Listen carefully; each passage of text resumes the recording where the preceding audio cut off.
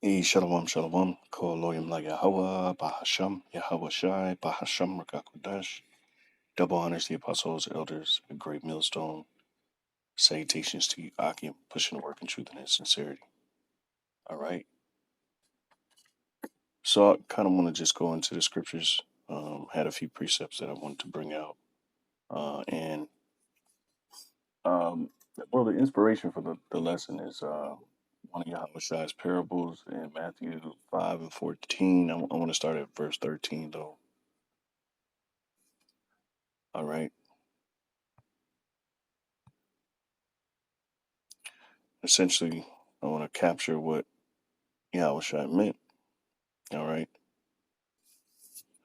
So here it says disciples in the world. Okay. And it says, well, firstly, I have to say that, just the title alone, disciples in the world, Yahushua is, somewhat, uh, you know, letting his disciples know, um, what they mean to the world in a sense, you know, and we mean a lot to the world because we are that light. I might title this "We Are That Light." Okay, so hold on, let me write it down real quick. Uh, like, okay. Like I said, just a few precepts here, and I went to the commentary for this, just to get uh, perspective from you know these scholars who really it's a hit or miss with them, you know, but they have some points, some and that we can use as study tools ourselves as we study in the scriptures. Matthew 5 and 13 here it says, "Ye are the salt of the earth, but if the salt have lost his savor, wherewith shall it be salted?" Okay, it is thenceforth good for nothing but to be cast out and to be trodden under the foot of men. All right. And in the case of Yahushua in his time, essentially, you had the wicked Pharisees and scribes who sat in the high seats. Uh, you can essentially say they were, you know, um, that salt that lost its savor. All right, because the salt in the ancient world had a few purposes, and the first purpose is a preservative. You know, um, for meat. Okay, and whenever you would make kill you know your animal to eat or to well, how can I say, yeah, whenever you use your whenever you kill, all right, the animal, they would use salt to preserve the meat rather than let it decay, and that's what we are to the world. And you know that's something to consider.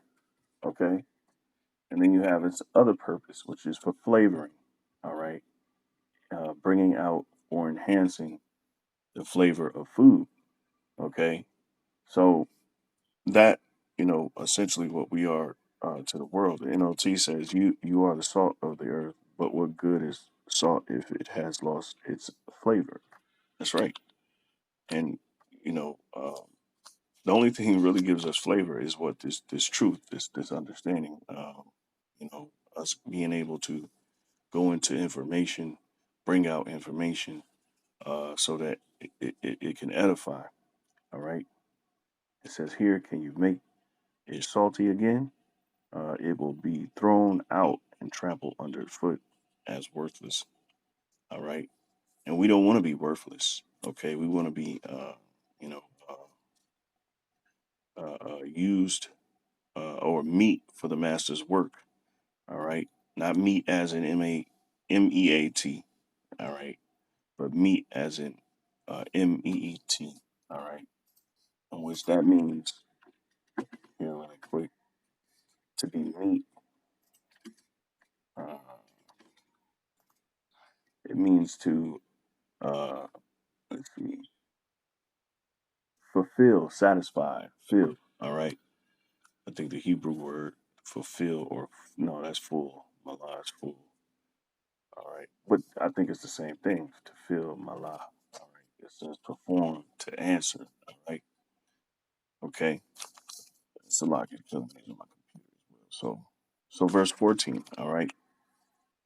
So we're the salt of the earth, and that's what we're to the earth. We're like a preservative. We preserve rather than allow things to be rotted out. All right. And that's what this truth does. Okay. It preserves us, it keeps us, as the scriptures say. All right. So, verse 14, ye are the light of the world, a city that is set on a hill and cannot be hid. Right. Neither do men light a candle and put it under a bushel, but on a candlestick, and it giveth light unto all that are in the house. All right. And that's what we are. We are the light of the world. Okay. We don't hide the truth. All right. We have to, uh, uh, you know, as it says in verse 16, let your light shine before men. We are that light. Okay. So precepts, the other precepts I have for this one is Deuteronomy chapter 4, of course, right? Because this is what, this wisdom is what, here, it puts it better in, as I read it. So, well, the wisdom and knowledge is what makes us who we are, all right, in the sight of the world. So Deuteronomy 4 and 1, it says, now therefore hearken, O Israel, unto the statutes and unto the judgments which I teach you, for to do them that ye may live and go in and possess the land, all right, which the Lord Yahweh of your power of your fathers giveth you. Okay. Ye shall not add unto the word which I command you, neither shall ye diminish aught from it, that ye may keep the commandments of the Lord Yahweh your power, all right, your God, which I command you, right? Why is this important? Okay. Um, why do we need to add to this word? Why do we not need to diminish from it? It's because uh, an, uh, this is the eternal wisdom. Okay, this is the eternal wisdom. All right, and there's more where that came from. Okay, we have an inclination. All right, the Lord has given us laws to abide in Him. All right, to stay within Him. All right, uh, but as He draws nearer, all right, and closer to His second coming, okay, we're gonna know more wisdom. All right, so this wisdom, it just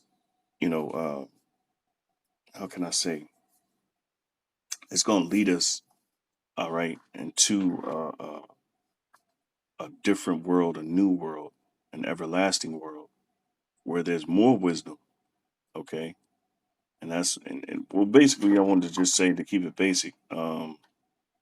You know, uh, this is really all we need. It's perfect. It's pure. All right, so we don't need to add to it. We don't need to take from it. All right. Okay, so verse 3, your eyes have seen what the Lord did because of Baal Peor. For all men that follow Baal Peor, the Lord thy God hath destroyed them from among you. All right. So those that follow uh, uh, another God, another deity, all right, they were destroyed. Why? Because if you try to add to this truth, if you commit spiritual fornication, all you do end up doing is corrupting uh, the pure knowledge, the pure understanding, these pure judgments, these pure commandments. All right. So it says, It says, but ye that did cleave unto the Lord Yahweh, your power, are alive, every one of you this day. You see, and it goes the same thing. It goes the same way for us in this time. If we cleave unto the Lord, we're going to make it through the evils and the perils that's set up in this world. Verse 5, behold, I have taught you statutes and judgments, even as the Lord Yahweh, my power, commanded me. All right, now we know we can't keep them, but we reverence them. We have respect unto them because we know they're a shadow of things to come. Okay, even as the Lord my God commanded me that ye should do so in the land whither ye go to possess it. Keep therefore and do them, for this is your wisdom and your understanding in the sight of the nations. You see? So keep therefore and do them, for this is your wisdom and your understanding in the sight of the nations. And the nations are supposed to see us with this wisdom. Okay. They're not supposed to see us as niggas acting belligerent, acting unruly, all right, acting uncivil. Okay. We're supposed to put on as the elect, all right, and those instructions that we are given: charity, bowels of mercy, so on and so forth, long suffering, patience, right? And that's what we're showing forth through brotherly love, all right? Okay, and that's what we show forth unto the nations, not our niggerdom, not our old ways, not the nigger ways, or the scriptures say abstain from evil. Okay, abstain from evil. All right, or the appearance of evil. Okay, so we don't do what they do in the world. We don't speak how they speak in the world, and really, if they see us, they're supposed to, we're supposed to have that righteous conversation. All right, in that righteous conversation, um, of course, we know what that is. That it's this truth is what we talk about on a daily basis. Prophecy.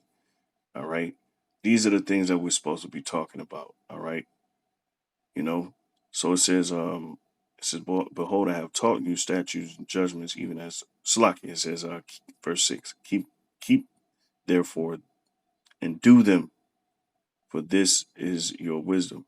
All right, and it's also talking about um the wisdom or the commandments that we get from men like Paul, all right, the apostle Paul, the apostle Peter, all right, and giving us the archetype of the nature of a man of the Lord.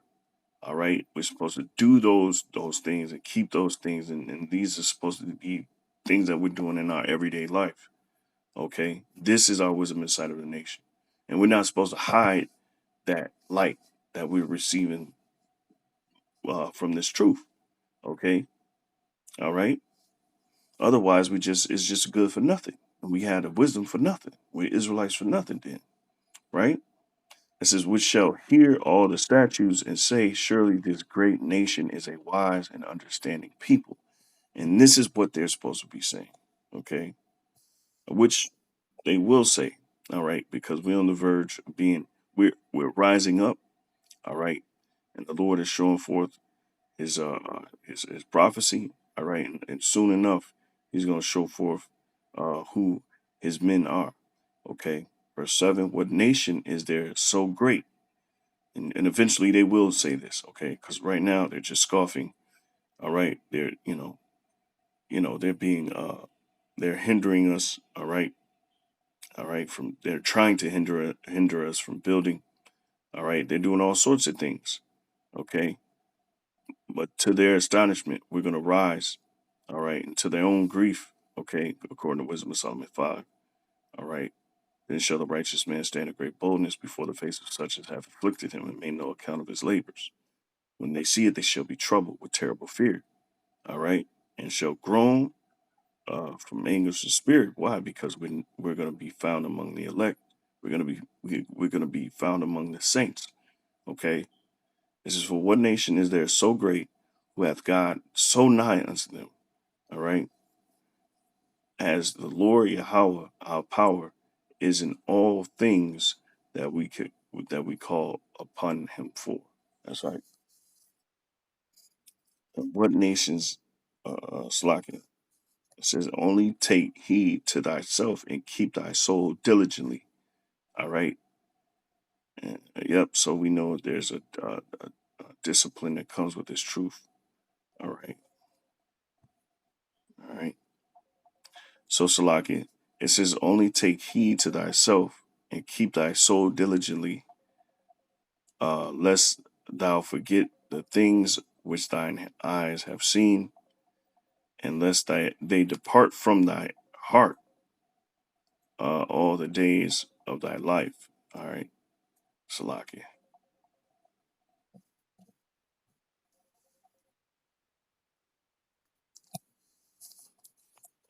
All right, so Salakia.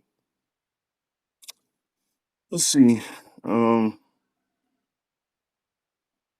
yeah, so lest thou forget the things which thine eyes have seen, and lest they depart from thy heart all the days of thy life, but teach them thy sons and thy sons' sons. All right. Why? Because this is very profitable. All right. This is very profitable. Okay. As Joshua 1 and 9, one of my favorite precepts. All right. Says. So Philippians, I only got a few more and I'm going to close out. All right. Philippians 2 and 15. I'm going to start up. It says, and here's more commandments and wisdom that we've been given by the apostles and the prophets of old. All right.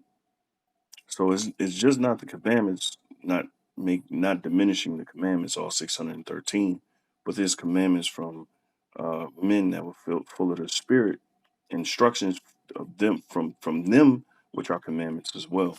This is Philippians 2 and 14. Do all things without murmurings and disputings, that ye may be blameless and harmless, the sons of God, without rebuke, in the midst of a crooked and perverse nation, all right, among whom ye shine as lights in the world, all right. We are that light, okay, holding forth the word of life, that I may rejoice in the day of Hamashiach, all right, because what the Lord said, what shall he find faith on earth? And the Lord wants to come and see us doing this work, all right, which the angels are searching that out as right now as we speak, all right.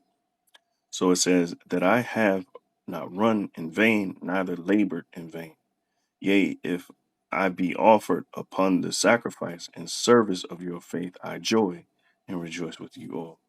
All right. So it's like Isaiah 58 and 10. Isaiah 58 and 10. So Isaiah 58 and 10, it says, and if thou draw out thy soul to the hungry and satisfy the afflicted soul, then shall thy light rise in obscurity. See that? So if we do these things, our light shall rise in obscurity. Okay? All right. It says, in thy darkness, in thy darkness be as the noonday. And the noonday is midday. All right. That's where the sun is at the highest point in the sky. Okay. And that's where it's most what? That's where the most light is during the time of that day. Midday. Okay. Okay. So if we do those things, and which that's what this truth does, all right, it heals the sick, it heals the lame, okay, and it brings them, it make wise the simple, okay, all right, it gives us instruction, it renews us, it invigorates us, it inspires us, okay, inspired meaning to breathe, okay, literally breath, okay, breath of what? Breath of the Lord, okay. So it says, and the Lord shall guide thee continually and satisfy thy soul in drought and make fat thy bones, and thou shalt be like a water garden and like a spring of water whose waters fail not. That's right. Okay.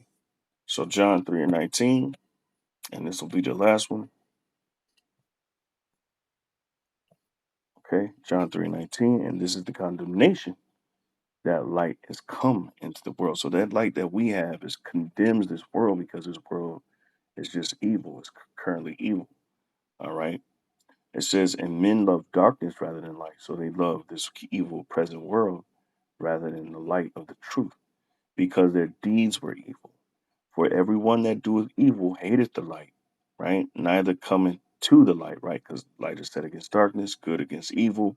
The Lord had made two and two, all right?